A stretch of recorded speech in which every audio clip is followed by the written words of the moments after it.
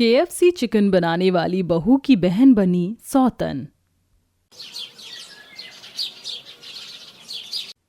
दिल्ली के सबसे famous restaurant के बाहर चांदनी चौक में दिव्या और निशा केएफसी चिकन बनाकर लोगों को बेचती हैं।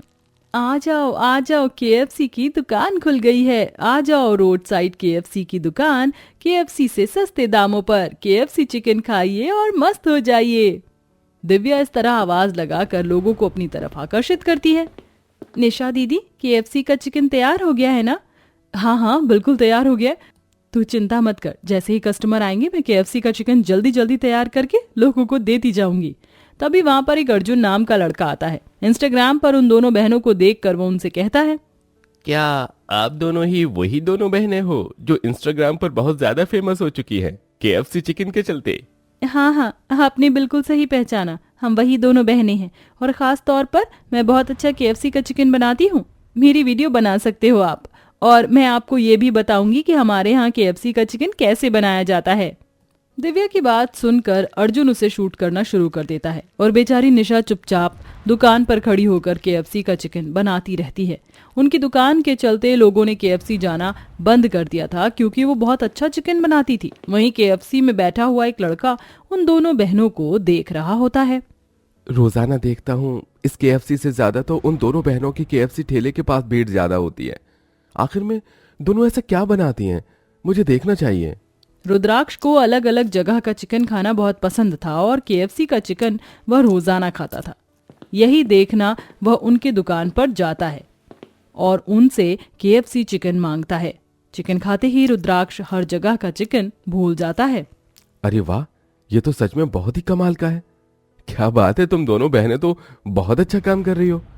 अब तो मैं यहाँ रोजाना केएफसी चिकन खाने आया करूंगा।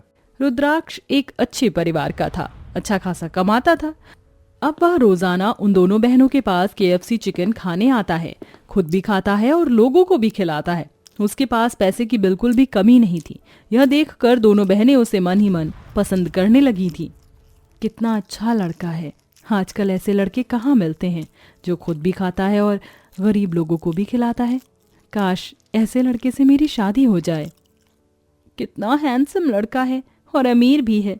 इसके साथ शादी हो गई तो मुझे कभी किसी चीज की परेशानी ही नहीं होगी और ये गरीबी भी झेलनी नहीं पड़ेगी। दोनों बहन मन ही मन प्यार करने लगती हैं रुद्राक्ष से। लेकिन रुद्राक्ष को निशा बहुत ज्यादा पसंद आती है, क्योंकि निशा ही केएफसी चिकन बनाकर उसे दिया करती थी। तुम्हारे हाथों में ऐसा क्या जादू है कि तुम इतना अच्छा केएफसी चिकन बनाती हो? मन करता है कि तुम्हारे हाथों को चूम लूं।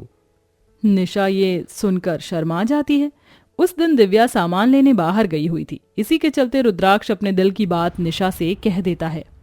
मैं तुमसे बहुत प्यार करता हूँ, बस ये बात मैं तुमसे कह नहीं पा रहा था। मैं तुमसे शादी करना चाहता हूँ। क्या तुम मुझसे शादी करोगी? ये सुनकर निशा बहुत खुश होती है। मैं भी रुद्राक्ष तुम्हें बहुत पसंद करती हूँ। तुम्हारी अच्छी आदतें मुझे बहुत पसंद हैं। तभी रुद्राक्ष अपनी जेब से अंगूठी निकालता है और निशा को पहना देता है। उसी वक्त दिव्या सामान लेकर दुकान पर पहुंच जाती है और अपनी आंखों के सामने ये सारा नजारा देख लेती है। उसे एक जोरदार झटका लगता है। कहीं मेरी आंखें चौंधियां तो नहीं गई हैं? ये क्या देख रही हूं मैं? जिससे मैं प्यार करती हूँ वो लड़का मेरी ही बहन को अंगूठी पहना रहा है। दिव्या, ये देख, रुद्राक्ष ने मुझे अंगूठी पहनाई। अब मेरी बहुत जल्दी शादी हो जाएगी और अब रुद्राक्ष मैं दोनों मिलकर इस दुकान को आराम से संभालेंगे। तुझे यहाँ काम करने की जरूरत नहीं है। तू अपनी पढ़ाई पर ध्यान दे, जो बहुत जरूरी है। हाँ, सब कुछ तो मुझसे छीन लिया है और अब मुझे घर पर बिठाना चाहती हो और खुद मेरे आशिक के साथ यहाँ पर काम करोगी। दिव्या के मन में इस तरह बहुत से ख्याल चल रहे थे। उसे अपनी बहन की खुशी कहीं से कहीं तक नहीं देखी जा रही थी। बहुत जल्द निशा रुद्राक्ष से शादी कर लेती है, जिसके बाद रुद्राक्ष और निशा दोनों मिलकर केएफसी चलाने लगते हैं। लेकिन जहां दिव्या अपनी बहन से बहुत सारा प्यार करती थी, अब वह अपनी ही बहन से नफरत करने लगती है। मेरी ही बहन ने मुझसे मेरा प्यार छीन लिया और मेरी केएफसी की दुकान भी। लेकिन अब मैं अपने प्यार के साथ साथ इस दुकान को भी वापस ले लूंगी अपनी बहन से। दिव्या के मन में प्लानिंग चलने लगती है, जिसके चलते वह छोटे छोटे कपड़े पहनकर निशा के ना होने पर अपने जीजा के सामने आ जाती है। हेलो जीजू, बताओ मैं कैसी लग रही हूँ इस शॉर्ट ड्रेस में? दिव्या, ये कुछ ज्यादा ही छोटे नहीं है? तुम्हें कुछ और पहनना चाहिए, इसमें तुम्हारा शरीर दिख रहा है पूरा। जीजा जी, यही तो आजकल का फैशन है, और आजकल तो लड़कों को ऐसी ही लड़कियां बहुत ज्यादा पसंद आती हैं। हाँ भी ना, पता नहीं कौन से जमाने में जी रहे हो। बात तो तुम सही कह रही हो, मॉडर्न जमाना है, कुछ भी पहन सकते हैं। वैसे तुम इसके अंदर अच्छी लग रही हो। जीजा जी, आप मेरी एक हेल्प कर सकते हो? मुझे अपने बॉयफ्रेंड को चिढ़ाना है, तो अगर आप मेरे साथ कुछ क्लोज फोटोज खिंचवा लेंगे तो मैं अपने बॉयफ्रेंड को थोड़ा सा जला लूंगी। तुम लड़कियां ना थोड़ी सी पागल होती हो। चलो ठीक है, बताओ कैसी फोटो खिंचवानी है तुम्हें? दिव्या बिना सोचे समझे रुद्राक्ष की गोदी में जाकर बैठ जाती है और अपने फोन से सेल्फी लेने लगती है। इसके बाद वह अपने हाथों से पकड़कर रुद्राक्ष के हाथों को अपने कमर पर रख लेती है और अलग अलग पोज में फोटोज खींचती है। अरे अरे बस करो, इतना काफी है। एक आखिरी फोटो, आप मुझे मेरे गाल पर किस करते हुए पोज दीजिए, मैं एक फोटो खींच लूंगी। दिव्या के कहे अनुसार वो कर देता है और दिव्या फोटो खींच लेती है।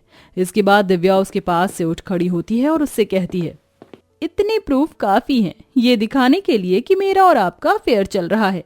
अब तो मेरी दीदी आपको डिवोर्स दे ही देगी। ये सुनते ही रुद्राक्ष गुस्से से दिव्या से कहता है, ये कैसी बातें कर रही हो तुम? कहीं तुम पागल तो नहीं हो गई हो? जितनी भी फोटो तुमने ली हैं उन्हें डिलीट करो। कर दूंगी, लेकिन मेरी भी एक शर्त है, आपको मुझसे शादी करनी होगी, नहीं तो आपका डिवोर्स तो पक्का है। कैसी बैकी बैकी बातें कर रही हो तुम? मैं तुम्हारी बहन का पति हूँ, तुम मेरे साथ ऐसा नहीं कर सकती। अब या तो मुझसे शादी कर लो या फिर मेरी बहन तुम्हें डिवोर्स देकर तुमसे अलग हो जाएगी, क्योंकि ऐसी फोटो कोई भी अपनी साली साहिबा के साथ नहीं खिंचवाता। दिव्या रुद्राक्ष को मजबूर कर देती है, जिसके चलते ना चाहते हुए भी अपनी शादी बचाने के लिए रुद्राक्ष को दिव्या से शादी करनी पड़ती है। शादी करने के बाद दिव्या रुद्राक्ष के साथ शादी के जोड़े में अपनी ही बहन की केएफसी की दुकान के सामने आती है। सरप्राइज! दीदी देखो, मैंने शादी कर ली, मेरे पति से मिलो। निशा जैसे ही अपने पति को दिव्या के साथ देखती है, उसके पैरों तले जमीन खिसक जाती है। क्या हुआ दीदी, होश उड़ गए क्या आपके? ये क्या बेहुदा मजाक है, कह दो कि ये सब झूठ है। रुद्राक्ष जी, ये सब क्या हो रहा है? जो तुम देख रही हो वो सच है। आपने मुझसे मेरा प्यार छीना था और ये केएफसी की दुकान, लेकिन अब मैंने अपने प्यार को वापस पा लिया है। अपनी बहन की ऐसी बातें सुनते ही निशा हैरान रह जाती है, वह रोती रह जाती है, लेकिन दिव्या और रुद्राक्ष उसकी एक नहीं सुनते। कुछ दिनों में दिव्या हथिया लेती है, लेकिन रुद्राक्ष जो प्यार अपनी पत्नी निशा से करता है वो प्यार दिव्या को नहीं मिल पाता। सुनिए जी, मैंने आपके लिए केएफसी वाला चिकन बनाया है, आपको बहुत पसंद है। किसी की दुकान पर मैं तुम्हारी बहन निशा के लिए आया करता था, उसी के हाथों का बना हुआ केएफसी का चिकन मैं खाकर खुश होया करता था। मुझे तुम्हारे हाथों का बना हुआ नहीं खाना। रुद्राक्ष दिव्या की लाई हुई थाली को गिरा देता है और वहां से चला जाता है। इसी के चलते दिव्या अपनी बहन निशा को कमरे से बाहर कर देती है और उसे रसोई में सोने के लिए कहती है। जब तक रुद्राक्ष जी पूरी तरह मेरे नहीं हो जाते, तब तक तुम रसोई में एक नौकरानी की तरह वहीं पर सोगी, वही तुम्हारी असली जगह है। सौतन बहन अपनी बहन के साथ इस तरह का व्यवहार करती है, जिसके बाद निशा रोते हुए रसोई में बिस्तर करके वहीं सो जाती है। लेकिन रुद्राक्ष भी अपना कमरा छोड़कर अपनी पत्नी निशा के पास रसोई में चला जाता है, जहां वह निशा से कहता है, मुझे बहुत जोरों से भूख लगी है निशा, क्या तुम मेरे लिए केएफसी का चिकन बनाओगी? अपने पति को अपने पास देखकर निशा बहुत खुश होती है। वह रात में केएफसी का चिकन बनाकर अपने पति को खिलाती है। जब दिव्या ये सब अपनी आंखों से देखती है तो उसे अपनी गलती का एहसास होता है। मेरे पास अब सब कुछ है, फिर भी कुछ भी नहीं है। किसी का प्यार जबरदस्ती नहीं अपनाया जा सकता, और मैं इस कदम से अपनी बहन का घर भी उजाड़ने की कोशिश की, जो कि मुझे नहीं करना चाहिए था। दिव्या को अपनी गलती का एहसास होता है। अगले दिन वह रुद्राक्ष को डिवोर्स देती है और अपनी बहन से माफी मांगती है। हासिल करना चाहती थी वो मैं चाह कर भी नहीं कर सकती। मैंने बहुत बड़ी गलती कर दी, हो सके तो मुझे माफ कर देना। आगे की पढ़ाई के लिए मैं इंडिया से बाहर जा रही हूँ, आप दोनों अपना ख्याल रखना। दिव्या अपना सामान लेकर चली जाती है। इसके बाद निशा अपनी केएफसी की दुकान और अपने पति के साथ खुशी खुशी रहने लगती है।